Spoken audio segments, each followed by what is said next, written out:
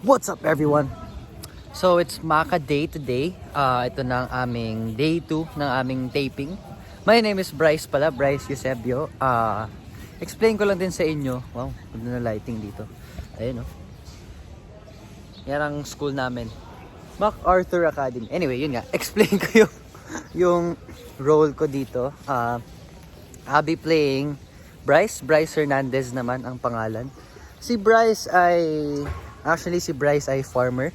Magaling siya sa mga plants, ganun. Tapos, he's kind. Hindi naman siya masyadong masama. Hindi naman siya bully. Pero, the thing about my character, isa sa mga pinaka gusto ko dito, nung nakausap ko si Direk, yun nga, si Bryce ay marami siyang pagkukulang sa personality niya. Yun yung nakaka-excite para sa role ko kasi marami siyang pagkukulang pero feeling ko marami din makaka-relate dito kasi di ba tayo bilang mga tao, marami din naman tayong insecurities, marami tayong what do you call this? Yun nga, mga pagkukulang sa sarili na gusto natin i-fulfill, na gusto natin mag-improve. And ganun din si Bryce. So hindi siya naiiba sa ating lahat.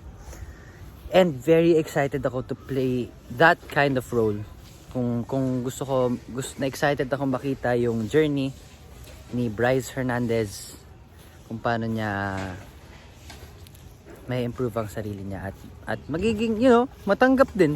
Feeling ko baka it's a matter of acceptance lang din talaga. Yung mga ganun. Pero yun, abangan natin guys kasi sobrang ganda ng character dynamics naming lahat. May iba-iba kaming sa characters namin mga personal struggles, may iba-iba kaming colors, may iba-iba kaming lightness, 'di ba? So yun, masyado na ako madaldal, baka masyado na matagal tong video na to, so I'm have to say goodbye and I'll see you sa next kong small talk with you guys. So, panoorin niyo po ang Maka. Malapit na po yan. Or baka pag pinalabas to, nag-show ng Maka, abangan po natin ang storya ng Maka, ang storya ng bawat characters dito. Marami pang mga plot twists yan.